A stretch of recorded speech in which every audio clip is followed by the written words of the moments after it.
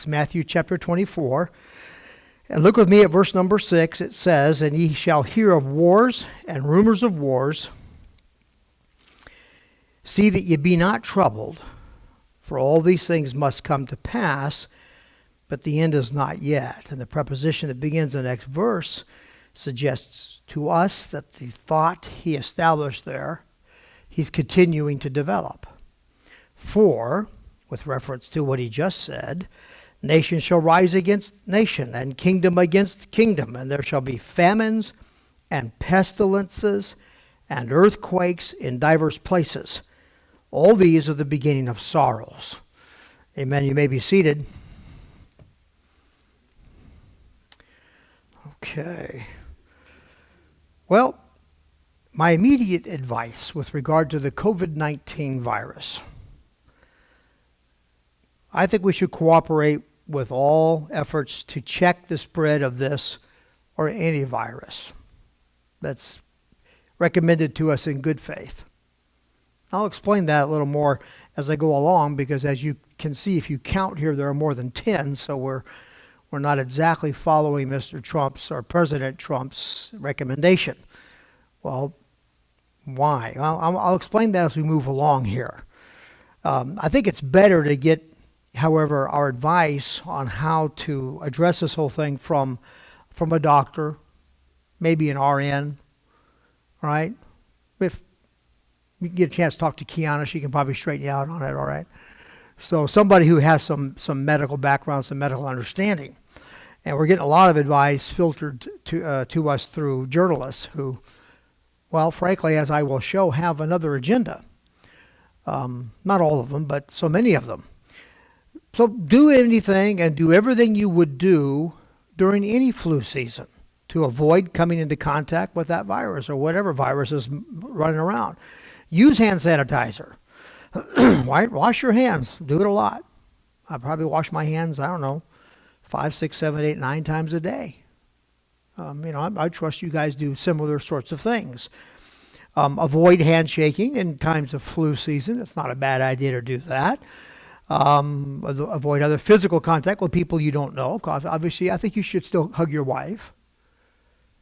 All right? Wives, I don't think you should say to your husband, "Don't touch me, you might have the bug." That cootie thing, we got past that a long time ago. Anyway, I'm just kidding around. But probably within your family, you're going to be kind of like exposing each other anyway, right? You're not likely to get away from that. For those who have health concerns that might make them more susceptible to sickness, or that would weaken their immune system especially, well, you would do well to cut down on your public exposure as much as you reasonably can. Anything you can do to support or enhance your immune system is helpful, but you should not think of it as a preventative necessarily. At least that's what I'm reading, that's what I'm seeing. Probably gives you a little bit of an edge, but it really kicks in if you happen to get sick. It'll help you get over it a little faster, but things like taking a lot of vitamin C. We use a lot of airborne in our house, but we do anyway. Times like this, we use a little more. But, I will often use a vitamin C tablet with airborne very regularly. It's not an unusual thing for us. And we have stepped it up a little bit because of the concern with this COVID-19. Drink a lot of water. Now, the idea that you're going to wash the virus out of your mouth and into your stomach, and since it's a respiratory disease, that'll help you avoid it. I read some things that say, no, that's not likely to happen. You're not going to necessarily, you probably will not be able to wash it out, because if you have it, it's in your lungs. It's probably not in your mouth in the first place. So, in any event, that's not going to help you a whole lot. A lot of vitamin C. Get some sunshine, right? Fresh air, all that's good. Exercise. Drink your green tea. Amen. And any other remedy you have out there, Lou, get your apple cider vinegar. Amen. So all that's fine. And it might give you an edge. Some say a slight edge. Others will be more encouraging, and they'll say this will really fortify you. So you'll have the range there from you're wasting your time to this is solid science. You get back, you get that range, but it certainly isn't going to hurt. And vitamin C has been proved to be healthy for your immune system. But it is an airborne thing. And airborne diseases enter, well, mostly through your breathing. You're going to sniff it in or breathe it in, more than likely. That's usually how that happens. So masks can be helpful, but you need one. I think they call it an N95 or something like that, if I remember right. Is that right? Yeah, an N95. You need one that really seals your face, that area, because if you go down to Harbor Freight and get one of those masks, or something you use in your shop or something, it probably would be helpful in terms of you delivering the package to somebody else, right? But it probably isn't going to help you avoid contracting it because it'll sneak in around the edges that are open, okay? So anyway, any mask can be helpful to avoid spreading it, of course, but again, if there is any opening anywhere, it's likely to fail you if you're depending on it as a preventative measure. But there are some things you can do to prepare. I might have to take this glove off. I'm wearing this glove to be in unity with the ushers tonight because we've asked them to wear these gloves. But I have to touch my screen and get it to behave. It doesn't like the glove. Okay. Oh no, I know I'm going to get sick. So I take this glove off. I'm just kidding. And we should be careful about being too cavalier about this because it is a serious sickness. All right, so I'll get into that in just a little bit. But in any event, those who are buying us out of toilet paper are really not helping us very much. I mean, again, as I said Sunday, I'm not faulting anybody who's got concerns and they're trying to provide for their family, right? I don't have anything negative to say about that. But it's really, I'm not sure how helpful it is. I would hope that we would all prepare ourselves better in advance. I think maybe this could be a good time to encourage everybody at Lighthouse Baptist Church to have a stock supply of that kind of stuff all the time. So you don't have to do a run on the local store and so on. But anyway, I think you should have 3 months to a year of supplies for food. I think it's a good idea. We did a prep thing here at the church, some survival prep some time back, because I am concerned about that sort of thing. And I think our church should be prepared for those sorts of things. Those who are able should store up some extra for their neighbors. Helen Stecker and a medical person that she knows passed on some information that might be helpful to you, things you can do that will prepare you in the event that you get the disease, or for what we're dealing with right now, things you really should buy ahead of time. Tissues, Tylenol, ibuprofen, and she wants us to buy 325 milligram tablets of Tylenol and 200 milligram tablets of Advil. And I guess you alternate these for some reason. I'm not a doctor. I'm just listening to the nurse, okay? You know what I mean? So anyway, and Mucinex, Robitussin, Dayquil or NyQuil, or both. Actually, he's got both listed here. So you want something for the day and for something for the night, or whatever your cough medicine of choice is. If you don't have a humidifier, it'd be a good thing to get one. You can also turn the shower on to hot water, let it steam up, sit there and breathe, and get your lungs cleaned up that way. Also a good time to make a big batch of your favorite soup. Freeze it and have it on hand. If you have a history of asthma and you have a prescription inhaler, make sure you've got one. Make sure you have a recent one, that it hasn't expired, in other words. You've got refills that you need and so on. You basically want to prepare, she says, as though you know you're going to get the disease and you're prepared to deal with it, while you're trying to get better. But there's an underlying message in this. And she actually comes out a little more clear with it in a minute. You don't have to run to the doctor or to ER as soon as you have a sniffle, at least according to this nurse. So, she's from Stanford, so she's got some real up-to-date information about all these things. And and by the way, I compared it with some other things that other lists that other doctors have made. It's very, very similar. I just thought hers was a little more thorough. For symptom management, For a fever over 101, alternate Tylenol and Advil. So you're taking a dose of one or the other every 3 hours. Use cough expectorants like Mucinex. Don't suppress your cough. You want to loosen all that stuff up and get it out of your body. If you can, drink a ton of water. Hydrate. Electrolyte drinks are good. Mix them half and half with regular water.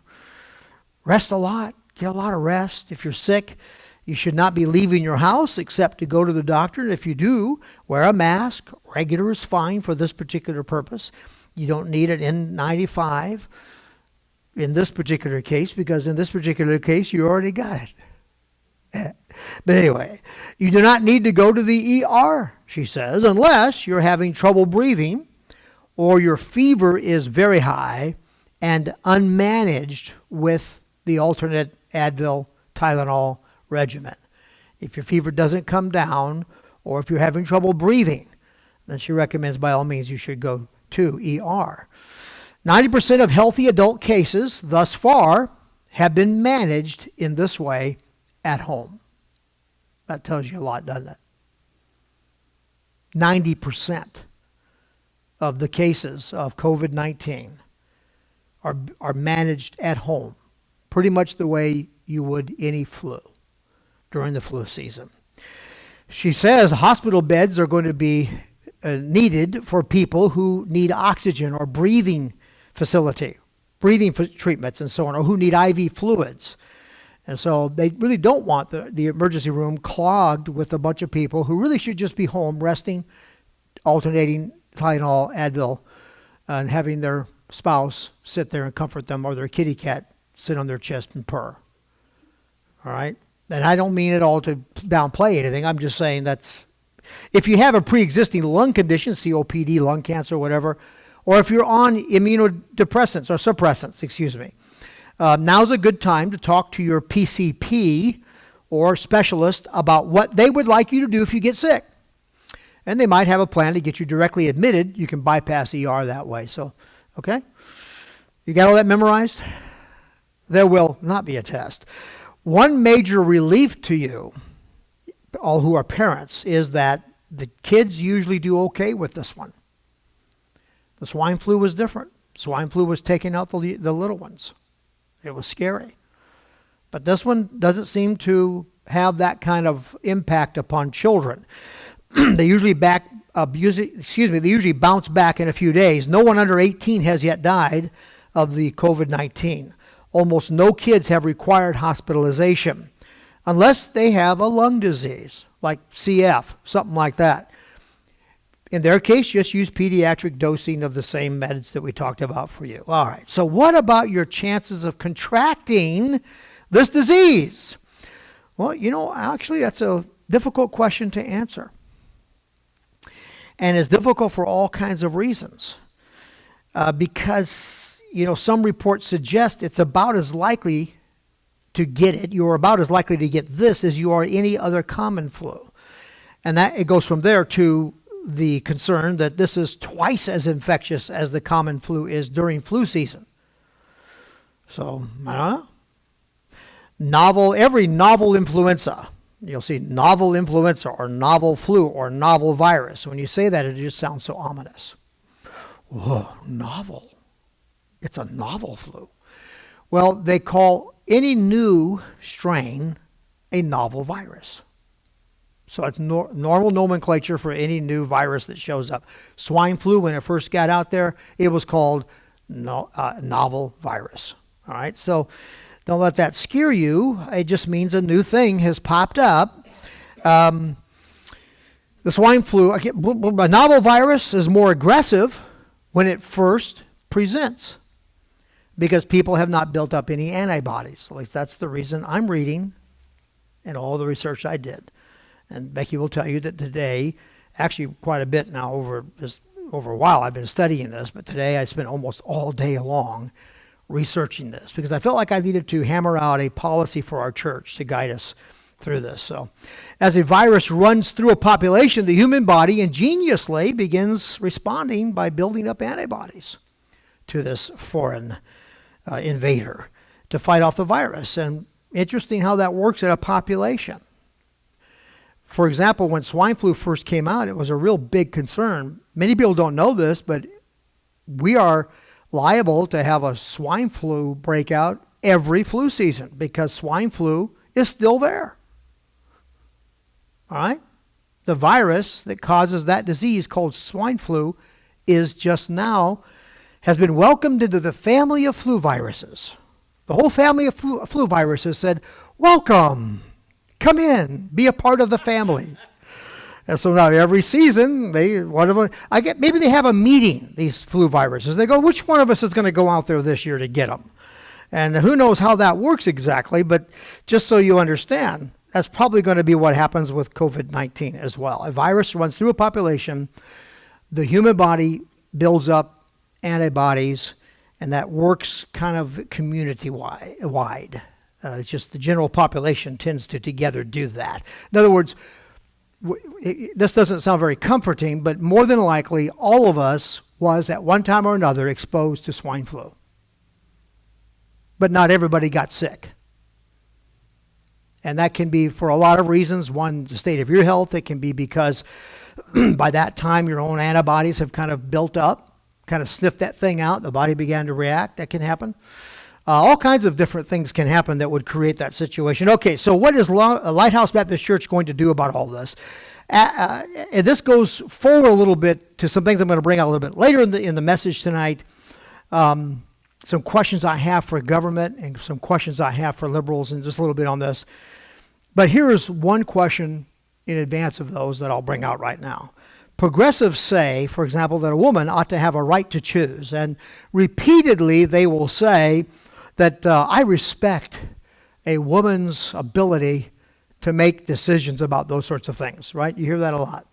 Well, I wonder why they don't respect our ability to make decisions for our own health and for the health of our family. And because I believe in the priesthood of the believer, by the way, anybody who feels like they should stay home during this time is not going to cause any problem for me. I'm not going to get unhappy or mad or angry. I think it's a decision you have to make for yourself. You got to pray about it and decide. Romans 14, I've been called by several pastors over the week and asked questions about this, that, what you're going to do and so on. And I think Romans 14, each person needs to be convinced in their own mind. Okay? Now, you should have good quality information when you make that decision. But anyway, as for what I'm going to do if Governor Newsom takes the extraordinary measure of imposing an assembly limit of 10 or less, I mean making it a law and threatening to fine us or me or whatever if we violate that law or rule, I'm going to have to cross that bridge when I come to it. I really don't think it's wise to answer that right now because we're not dealing with that right now. My friend, Pastor Stevens, is dealing with that right now. Can you imagine how rude of the county government there, or city government, I'm not sure exactly where it came from, but somebody in Napa Valley decided to impose, I think it's a limit of 50. I can't remember what the limit is, but anyway, impose a specific limitation on assemblies. They didn't expressly mention churches, but the language doesn't exclude churches either. So he asked me, what would you do in this case? So I said, man, I didn't want to cross that bridge till I had to. And so as far as you're concerned, I'm not going to tell you what I told him. But anyway, we will not distribute the little cards that we use for missionary prayer cards because those are handled by people and then you leave them and they're handled. We did give you the prayer sheet, okay, because that's just from a gloved person to you. Boom, and we're done. And you just keep it. Now, we will have all hard surfaces wiped down with sanitizer before every service. And even my pulpit was wiped down, and the places up here and everything, all the way through the entire facility, it was all wiped down. We will provide hand sanitizer for all who enter the auditorium. Now, as you came in, you should have been offered some hand sanitizer. Good, I see heads going like this. I'm glad. That's good. Praise the Lord. All of our ushers have a hand sanitizer in their pocket. So if you happen to feel like, I'd like some hand sanitizer, raise your hand, an usher will come to you and squirt some in your hand. Okay. Oh, you brought your own. Okay, very good. Well, that works too. It's just hard to find nowadays in the stores, but anyway. So we will we will encourage all to practice sensible social distancing. I can see you're doing that. Good for you. Appreciate that. Thank you. And we will discourage handshaking. I mean, I appreciate that fellowship and all that, but we can wait. We encourage all who believe that they show any symptoms of cold or flu or who are experiencing dry cough and fever to remain home. Join us via live stream. I think we do have some who are watching us through live stream. All who are 60 and over with any immune problems should remain home and join us via live stream. But this is a recommendation. We're not going to check you at the door, so you look over 60. Let me check your fever. We're not going to do that. We're going to trust you to be wise and to do what you think is best. And so we will trust our church family who is concerned about exposure to likewise remain home and then join us via live stream. So let me give you a disposition statement on the 10 or less thing that came down. I think it was the 16th. The president outlined some things he wanted to encourage us to do. And in that list was the recommendation that we avoid gatherings of 10 or more. Now here's my quick take on that. Politicians, I'm sure, will be gathering in groups of 10 or more when they discuss what they're going to do about COVID-19. Is that right? You and I are both sure that's going to happen. I'm sure that there are times when the Oval Office has more than 10 people in it. I'm sure that wherever else they go, here and there and so on, he probably has more than 10 people following him everywhere he goes. I'm not fussing at President Trump. By the way, I'm going to tell you how I think he's brilliant. I think he's handling this in an amazing way. I'll explain that when we get there. But let me go there now in case some of you think about throwing a book at me. or you might think, finally he gets it. Well, either way. No, I'm still very much in his corner. I appreciate President Trump. But I'm just making some commentary on that particular issue. Media, of course, they're so important to America that they've got to continue. So they're going to have, the cameraman and the makeup person. They're going to have, and if you've ever been around that, there are 10 or more people buzzing around all over the place in those studios while they're taping their shows or recording their shows or airing their shows. The stock market, of course, that's very important to America. We got to keep the stock market going. By the way, I'm not being facetious in the sense, I'm not mocking that. I'm just saying, you got to have the stock market going on. Even though one guy actually was diagnosed with COVID-19 and hustled out of the stock market floor. Nevertheless, they're going to have more than 10 people monitoring all those stocks and doing all that. Amen? Now, I could go on and on and on with this. Obviously, there are going to be exceptions to the 10 people rule. There are going to be several exceptions to the 10 people rule. Well, there's one exception that I would think should go without saying. And that would be the exception of the people of God gathering in the house of God to pray and to worship. I believe this meeting is among, if not the most important meeting going on in America tonight. I think what happens in this room with the teaching and preaching of God's Word and especially the time of prayer is every bit as important as anything Governor Newsom or anybody else is going to do throughout this week, throughout this month, throughout the year. I think the assembly of Christ's people is extremely important. Hebrews 10 verse 25, Jesus said that we are not to forsake the assembling of ourselves together, as the manner of some is. I think this assembly, I'm going to offer, again, all the caveat that I've already laid down here. What I'm saying now should not be taken to mean I'm canceling everything I've said up till now. No, I'm the pastor at Lighthouse Baptist Church. I understand everybody has to deal with this thing within the limits of their own faith. You understand? You can't make decisions about what you're going to do with regard to this based on my faith. You should be guided by biblical principle, and you should not give up assembling with the believers easily or lightly. Anybody who does feel compelled not to come to assembly because of this should not do that lightly. I would hope that that would have been a very difficult decision to make. I would hope that would have been a decision made with much prayer and with much concern. I would hope that no believer would let go of their right and responsibility to assemble in the house of God to hear preaching and prayer. I would hope no believer would ever let that go with a cavalier attitude. Can I get an amen for that? Now, about the political ramifications of COVID-19. Let me begin by saying I encourage cooperation with the government's efforts to contain this virus.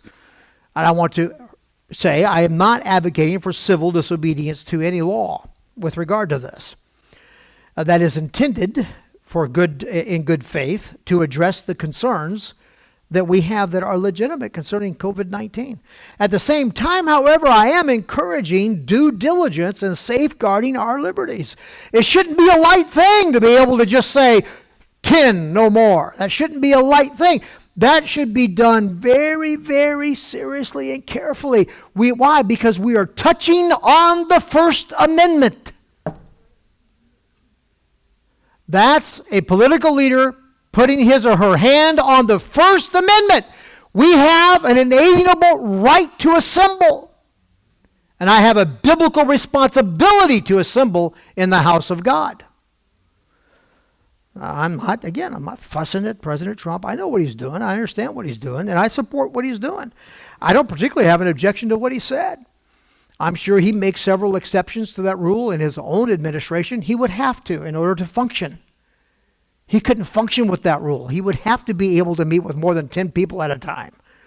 So obviously there's an implied set of exceptions in the recommendation, and it is a recommendation. Not an order. He didn't do this by executive order. He just said, these are the recommendations that we're getting from CDC.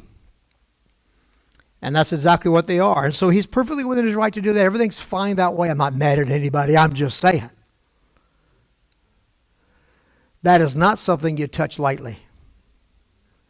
Now, these people in these counties who are imposing this as a law and want to fine people if they don't shelter in place or if they assemble with groups of more than 10, and they try to apply that to a church assembly, and yet they wouldn't apply that to their own assemblies, that kind of stuff is just flat out wrong. And that shows to me a very cavalier, a dangerously careless attitude toward our rights. Now, that's a problem. Anybody who wants to throw that out there ought to stop and say all kinds of stuff like, you know what, I really don't want to mess with this. I understand your rights. I get it. But please, will you just cooperate with me for 2 or 3 weeks here? That would be, they should walk on that in fear and trembling, because that is a fundamental right of free and peaceable assembly. I hope you understand what I'm saying. I'm not saying there's never an occasion or a situation in which the government might not have a legitimate reason to step in and say, we're going to ask you to do this and blah, blah, blah, blah, blah. I'm not saying that, but I am very deeply alarmed by the idea that some of these guys have that they can just traipse out there and say, First Amendment suspended, with a cavalier and careless attitude. That is dangerous. And I am very concerned that any pastor would just sit back and let that happen and go, yeah, okay. Sure. What do you want next? That bothers me. I'm not saying we should rise up and scream and yell. I'm saying that we should stop and say, wait a minute now, you do understand this is a First Amendment right. You do understand this is an inalienable right of the people. You do understand that you're treading into an area here of serious encroachment and infringement. Do you appreciate the sensitivity of what it is that you're saying? You get my point? That's what I would be looking for. That would assure me greatly that they're not looking at this as an opportunity. They say, oh boy, let's get this started. Let's start weakening their grip on their idea that they have a right to assemble. Let's start peeling the fingers off of that one. Amen? That's what I'm concerned about. When government sends out a call limiting assemblies to 10 or less, and they do not exempt churches, I think it's an obvious concern to anybody who has any sense.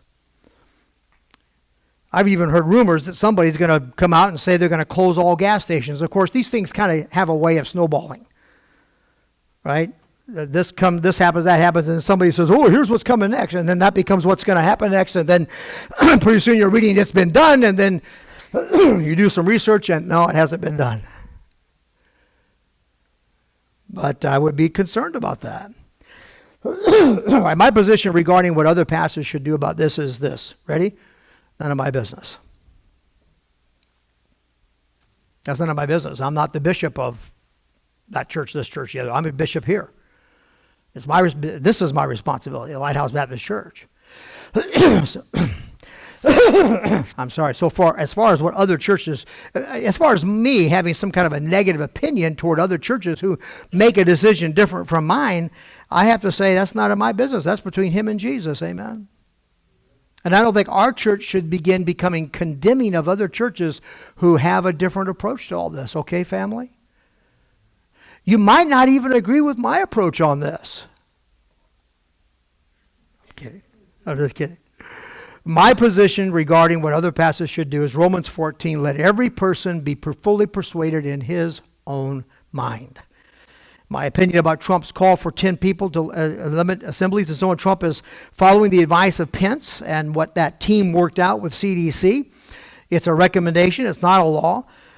Where it's coming from might be helpful to you. Japan implemented some of these measures in an outbreak they dealt with a while back. And by their accounts, it worked well for them. And so we're implementing some of the ideas, some of the things that they did there in Japan. I would argue that America is a very different place from Japan.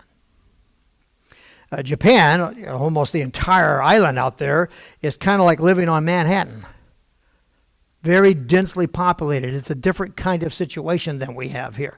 Nevertheless, that's what's going on. CDC will necessarily need to speak for the whole nation. They have the whole nation in mind, right? But as pastor of Lighthouse Baptist Church, I have this congregation in mind.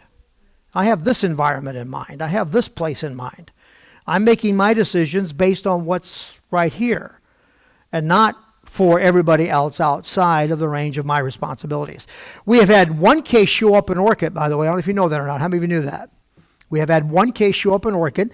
I understand he's at home and recovering, 60 years old, no other health issues. We've had no deaths yet in our county. Fact is, some have had flu-like symptoms in our church. You might remember a little while back, we had a kind of run of some flu that went through the church, and this one got sick, then another one got sick. And I think we've been antibodied up. I think that's what's happened. I don't know for sure, but because I didn't do a test to decide or to determine whether or not it was COVID-19. But what I do know, it was a flu unlike any flu anybody had before. Remember that? Some of you were sick, and you were talking to me about it, and you had symptoms that were a little unusual to the flu, but otherwise it seemed like the flu and whatever, and you stayed home, and you took your Advil, and you took your Tylenol, and you let your cat sit on your chest and purr, and some of you asked me to pray for you, and I did, and the church prayed for you and so on, and you got well. And that's actually what's happening in most cases. There are, without any question, and everybody agrees to this, by everybody I mean CDC, the NIH, National Institute for Health. I mean, all these organizations, the World Health Organization, yada, yada, they're all saying that probably many thousands of people have already had it and gotten well. And I think that's probably true here. Some of you had a flu, you just felt like you could never get rid of it. What is this thing? It was different. But you did finally shake it. So this is something I've learned about these novel flus. They roll in unseen. They don't announce themselves necessarily with severe symptoms. Then a case or two shows up where the symptoms are sufficiently sincere. Most viruses are very sincere. Sufficiently severe as to drive someone to go to a doctor. The doctor looks at it and goes, wow, I never saw that before. And that's when it shows up on the radar. So, but that doesn't mean it just appeared in the population. All right. Anyway, after all my study on this, the benefit of which I'll give you in a moment, I've decided not to call off Lord's Assembly at Lighthouse Baptist Church and to trust our members to decide for themselves whether or not they feel they should attend. Amen. That's just so Baptist of me. Right? Free will and priesthood of the believer. I trust you have enough sense to make these decisions. Okay? Amen. Let's go ahead and get done, or get sort of done.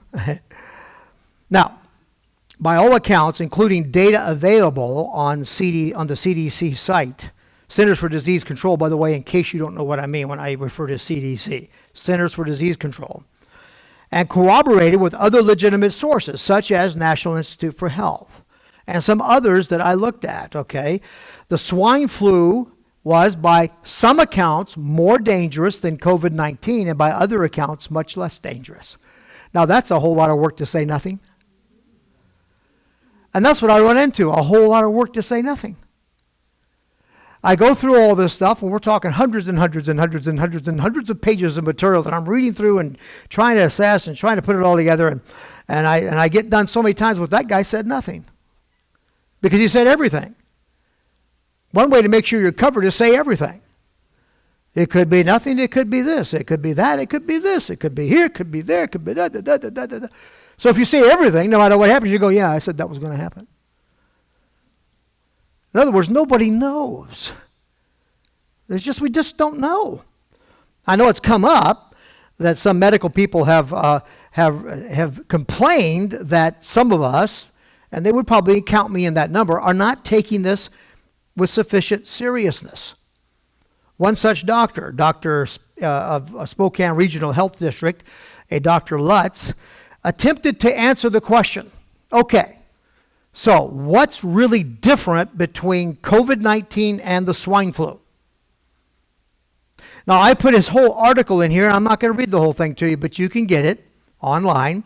His name is Dr. Lutz. This is an interview that he had, and the journalist did a pretty good job, I think, of capturing what he had to say about the subject. Quote, there are several posts circulating around social media comparing today's COVID-19 response to that of other pandemics. Many of them allege that H1N1, and by the way, that's another designation for what they call technically SARS-CoV, I almost want to put it on a screen. Anyway, SARS-CoV-1, let's say. Because what we're dealing with right now is called SARS-CoV-2, technically.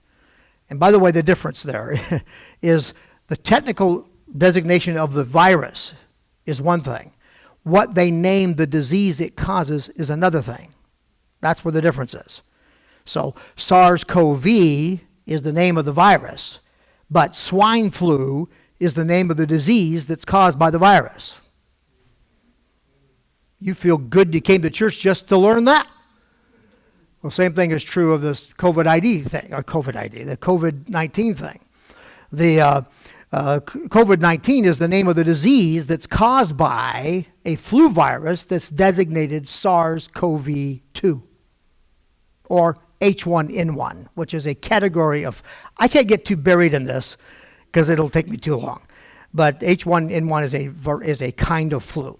All right, anyway, also referred to as swine flu then. Okay, some say he's complaining that some people say swine flu was much worse than COVID-19. Much worse. Oh, it's so much worse. You got to learn how to read these people.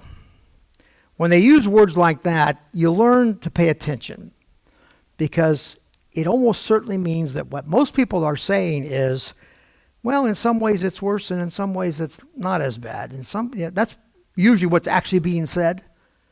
At least that's what I've said.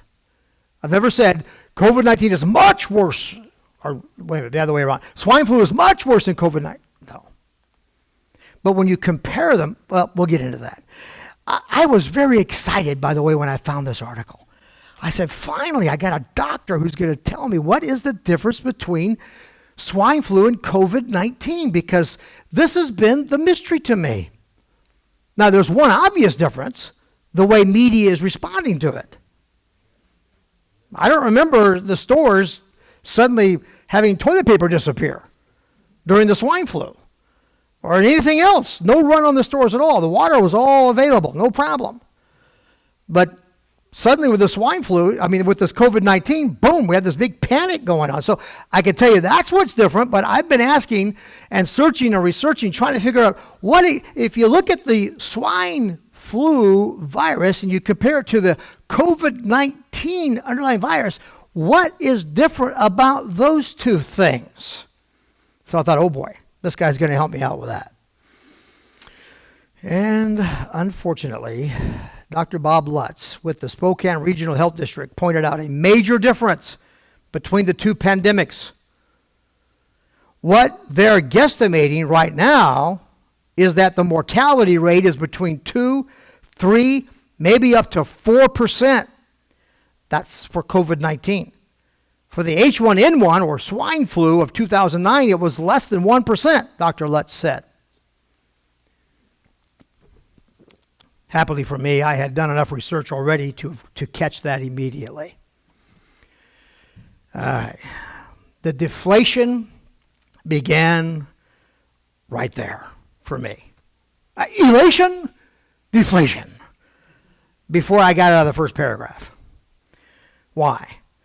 You know, these estimates have already been ratcheted downward for the COVID-19. They've already been ratcheted downward to 2%, with the caveat that it might be more or it might be less. And remember, I told you how so much of this, when you get done reading, you walk away saying, I learned absolutely nothing. Because they always do that. It might be more, it might be less. Why? Because they don't know. It is admitted by CDC professionals, NIH professionals, and everyone who does this work, and I think Dr. Lutz would also agree if he was pressed, if he was asked the right kind of question, if I could interrogate him or talk to him, if he was asked the right questions. Look, it's almost impossible to guesstimate the mortality rate of a novel virus. It's almost impossible. They can't do it. They couldn't do it when the swine flu first came out. Why do they think they can do it now with COVID-19? You go back into the early literature like I did, and you read what they were saying about swine flu, you can't find anybody saying, I think about 12,000 people are going to die. Why? Because you don't know. You don't know how many people are going to die in an epidemic until the epidemic's over. Then you know how many people died. You can't guess. You heard the word guesstimate, am I right? You heard that in his statement. What they're guesstimating right now, you know what guesstimating means? They're guessing.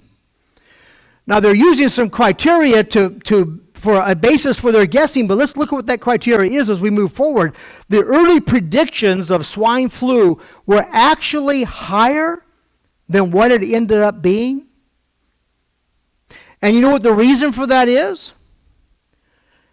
Because in the early stages, the only cases you have are the ones that are killing people.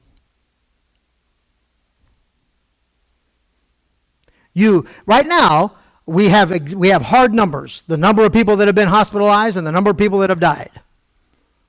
We've got hard numbers. But then they throw in this guesstimation stuff. We guesstimate 10,000 people are sick with it right now. We guesstimate 40,000 people are sick with it right now. And when you throw the guesstimate in there, it just really changes the numbers. So here's a thought. What if you took the hard numbers right now with COVID-19, and those hard numbers would be these: the numbers of persons that have been tested by a lab, and we know they're called confirmed cases of COVID-19. Let's take that number, and then the number of persons that have died. Let's calculate an average from that, and compare that to the hard numbers of swine flu. It comes out almost the same. That's what I was saying. Yeah, it's almost the same. Very close. 0.0039 versus something like 0.0036. Hello. Most of these viruses run pretty much along the same things. COVID-19 is not the scary thing people think it is. If I have time, when I get to the end of my message, I'll talk about how God does use pestilence as a sword. Did you know that in the Bible? Read 2 Samuel chapter 24, where the angel that was sent to send the pestilence upon the people of God stood there at the threshing floor of Ornan with the sword of that pestilence held out over Jerusalem. And David prayed and begged God, and God relented and stayed the plague. I might wind up preaching that Sunday because it's obvious I'm not going to have time tonight. But I thought I'd throw that in there so just in case I don't get there to the end, you know what I mean, at the message. All right. My point here is that every novel virus has a high mortality rate at the beginning because almost everybody with a confirmed case is in advanced stages of the disease. And they don't know how many people have it that aren't so bad off. So when you throw that in there, it really pushes the number down. If you throw they say that probably 10 to 40,000 people. So you take those numbers, you throw them into there, and that you take the 135 deaths, and now you're going to divide that by 40,000. Boom! It pushes the mortality rate way down. So there's just some disingenuous behavior here with how they're doing this. Those kinds of statements they're not responsible. They prop up a certain point of view, a certain message they want to get across, but they're not real. The real question is how many that are hospitalized actually die. Now, some don't like that method because it does not take into consideration all that were infected but survived. The problem with that is we don't know how many were infected that survived. They didn't go to the doctor. They didn't get counted. During the swine flu early on, between April, when it was first diagnosed in the United States, to October of 2009, they ended up with 97,536 confirmed cases, and that's a hard number. That's not an estimate. Of that number, 3,893 people died. That's a hard number. It's not an estimate. These are real numbers. Well, that presents a mortality rate of 4%. So how do you push that mortality rate down to where it's almost meaningless? You go, well, I guess there are about 20 million people with the sickness. Okay, that's fine. You can do that, but then you can guess the same thing for the other guy too. You know what I mean? Let's be honest about it on both sides. If we're going to do it on this side of the math, let's do it on that side of the math too. That's the problem. When you do it on both sides of the math, you end up with the same result. You know what? I just don't like stuff like that. How about you? To me, once I smelled that in here, I thought, Dr. Lutz. Because I know he knows that. There's no way he got doctor in a medical field by his name where he doesn't know what I just said. No way. But he wants to say this. COVID-19's death rate could be at least 100 times higher than H1N1. 100 times just means double, by the way. It's not multiply by 100 and then multiply that number by 100. It's not an exponent. I don't have time to play math with you because I don't tend to understand it myself. I just want to tell you, when he talks about 100 times, he means double, twice as many. It's so frustrating trying to get truth from these people, and that's why we don't believe them. You do understand that these are the same people who believe that we evolved based on all the scientific proof that they have out there supporting evolution. I mean, there's a lot of proof. I think I made my point, right? I don't have to clarify that I really wasn't saying what I said. I was saying something else with what I said. These are the people who believe that we came out of pollywogs. I'm telling you, they've ruined science. These are the people who are still teaching our children about Neanderthal and Piltdown when they know that both of those were hoaxes. That's the crowd that we're dealing with. And they're just fundamentally dishonest. And I don't know about you, but I'm just getting so sick and tired of this. Just be honest. Just tell the truth. He stated that COVID-19 is spreading exponentially. On average, initial data, he says, shows that for every one person who gets it, another 2 people are infected. This means that COVID-19 is spreading at a higher rate than most forms of influenza as well. Now, they're liars, but they're clever liars. He didn't say, this means COVID-19 is spreading more rapidly than swine flu. You got to learn how to read these guys. What he said was, he gave himself a little back door to slip out of in case you call him on it. What he said was, this means COVID-19 is spreading at a higher rate than most forms of influenza. And that's probably a true statement.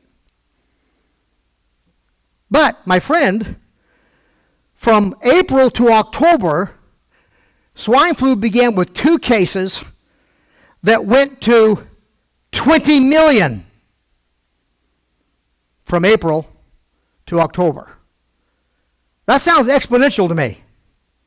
That's April, May, June, July, August, September, October. In a 7-month period, we went from 2 cases to 20 million. From October to November, it went kaboom and ended at 60.8 million by the time we get into February of 2010. Isn't that something? So from October, November, December, January, February, from 20 million to 60.8 million. There's a good reason he didn't say COVID-19 is advancing faster than swine flu. Because he could be cold on that one. The other concern associated with COVID-19, he said, is that you can spread it without showing any symptoms. This makes me so mad I could spit. It does. It just angers me. Because that guy has got to know that's true of every influenza. That's true of every flu. Every flu has an incubation period. Some shorter, some longer. During that incubation period, they can spread the disease. And I have some technical information here about the incubation period as compared with COVID-19. There's a very intriguing little insight about these two as they compare. The swine flu was more readily contagious during the incubation period, which was from 1 to 4 days, sometimes going as long as 7 days, but that's a number that we've got after the flu played its course. So anyway, COVID-19 is less contagious during incubation, but the incubation period is longer, from 2 to 14 days. The average is 5 to 6 days. But it is more contagious when symptoms manifest. So you see, it's interesting, isn't it? These members of the family of flus, they all have their own little thing. Right? COVID-19 joins the family, says, I know that you're more contagious during incubation than I am, but boy, I get them when the symptoms show up. I mean, you know, that was funny earlier. You're not laughing anymore. All right. The good doctor says it really is serious. I can't help but emphasize that. We wouldn't be taking the measures that we are, some people think extreme measures, that we are, if we weren't concerned about the nature of this epidemic. So at the end of his argument is basically this: it's serious. I said so. It's serious. Well, I don't argue that it isn't serious, but I don't think it's any more serious than swine flu was. That's all I'm saying. Well, I'm going to have to go on. And then, of course, these guys always end up with laying out all their caveats. Like I said, you read through all this stuff, you think you're learning something, you get to the end, you go, I didn't learn anything. Because you get done, Dr. Lutz says it's too early to tell if COVID-19's numbers will surpass those of H1N1.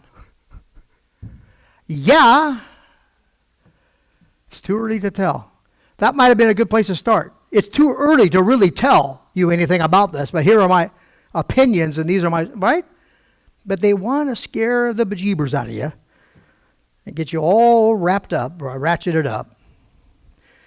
He has, for the relative mortality rate of swine flu versus COVID-19, he says essentially that no rate can be compared. In other words, he gets done with all this stuff and he says it really isn't helpful to try to compare these two things, swine flu with COVID-19. It really isn't helpful to try to compare them. I don't know why not. Why wouldn't I? One of the most natural things to do is say, well, we had this thing. It killed 12,469 people. It had 275,000 people in the hospital, and then 60.8 million people got sick with it. I mean, is this going to be that bad? The journalist says his biggest message, though, is for people who think state and government officials are taking the COVID-19 response too far. He wants to say we're not overreacting. It's very simple. We're just not overreacting. And I'm supposed to say, oh, okay, all right. You're not overreacting. Okay. That's all I want to know. If you just told me that front. If I just, first paragraph of the article, if you just, we're not overreacting, period, we're done.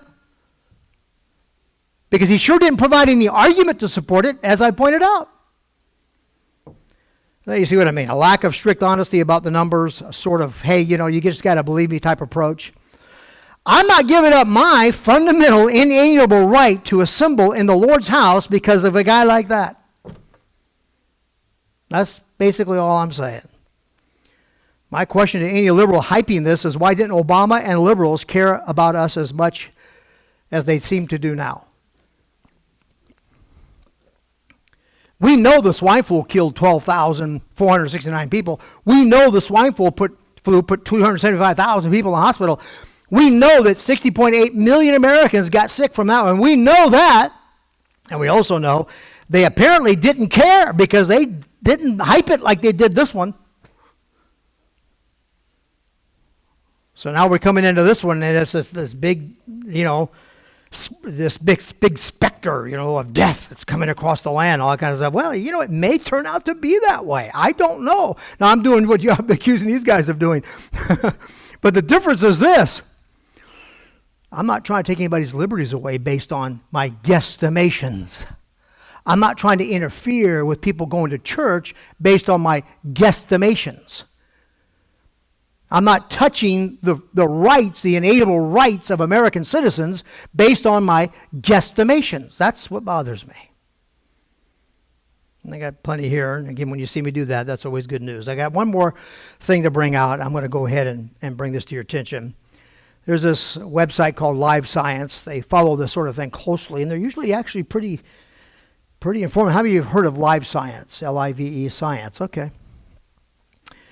So I found an article, the 12 deadliest viruses on Earth. They listed Marburg, Ebola, rabies, HIV, smallpox, hantavirus, influenza, Dungy virus, rotavirus, SARS-CoV. That's the disease called swine flu. And then SARS-CoV-2, the disease that causes COVID-19. And then MERS is the last one. These are not in order of appearance, chronological. They are in order of how many people died from them. And so you notice right away that these two SARS issues are toward the end or the bottom of the list. Here's the thing. If you go to the CDC website and you read the numbers they give for swine flu, if you look for that, swine flu or SARS-CoV-2, if you look there, you will see that 60.8 million people were affected, 275,000 were hospitalized, and 12,469 died. But in this article, here's what they wrote about SARS-CoV, the first one, the swine flu. Here's what they write about it. The virus that causes severe acute respiratory syndrome, or SARS, first appeared in 2002 in the Guangdong province of southern China, according to the WHO. That's not the band. That's the World Health Organization, just in case. The virus likely emerged in bats, it goes on to say initially, then hopped into nocturnal mammals called civets before finally infecting humans. After triggering an outbreak in China, SARS spread to 26 countries around the world, infecting more than 8,000 people and killing more than 770 over the course of 2 years. What happened to 60.8 million in America alone? What happened to 275,000 in the hospital and 12,469 dead? Isn't that interesting? The disease causes fever, chills, and body aches and often progresses to pneumonia, a severe condition in which the lungs become inflamed and filled with pus. SARS has an estimated mortality rate of 9.6%. Wow. And as of yet, has no approved treatment or vaccine. Now, we know there is a vaccine for swine flu, so what are they talking about? However, no new cases of SARS have been reported since the early 2000s, according to the CDC. And when you click that little link and you go to the CDC article, as I did, the link takes you to an article about SARS in general and not the swine flu in particular. So either live science decided that a virus that killed 12,469 people in America alone, and some estimates are 500,000 worldwide, didn't rate getting included in this list of the 12 most deadly? Excuse me? You follow what I'm saying? They get a list of the 12 most deadly. And they name all these different things. And where you would expect to find reference to swine flu, given the same virus name, SARS-CoV, followed by the thing we're dealing with now, COVID-19, you would think, you get what I'm saying, this guy's talking about something else. It's just so maddening, these stinking liars. I'm so tired of being lied to by these people. I'm just done with it. And they're going to infringe my right of free assembly based on these pack of liars? Not on my watch. If I could just go out there and find a bunch of truth, I might have some sympathy for their concern. I might say, but this blatant lying, purposely leaving out one of the most deadly epidemics or pandemics that we've had to deal with in this world, to protect who? To advance what? Well, same thing happens with this mask thing. I'll be done with this. And I'll finish this Sunday night probably. But here's the thing. Becky and I have been watching Monk lately, so I keep saying, here's the thing. I'm wondering, where's that coming from? Here's the thing. Oh, yeah, I get it. I have the Monk.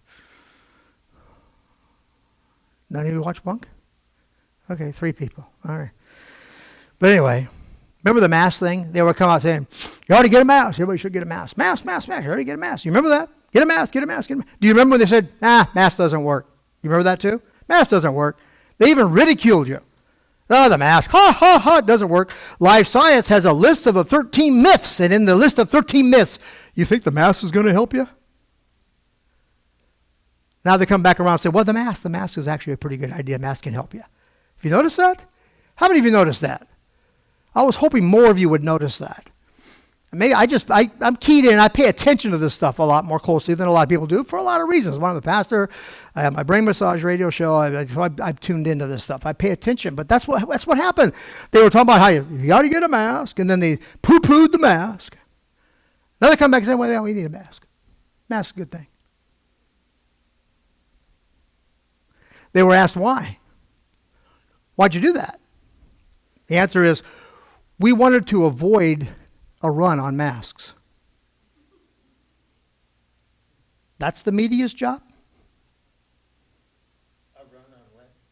They didn't want to incite a run on masks. They didn't want to run out of masks. They didn't want people to do to masks what they did to toilet paper. No mask. You wear a mask? Yeah, thank you. You wear a mask to protect yourself from breathing in the virus. That's it, yeah. So that they didn't want to create or incite a run on masks.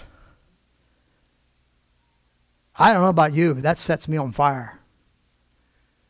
How dare American media think they're supposed to control me through news? I thought their job was to inform me. I didn't know it was their job to control the population. When did media become the controllers of the population? Instead of people who simply give us information we can use to make decisions for ourselves. Boy, I don't even know how to really honestly reveal how disturbing that is to me.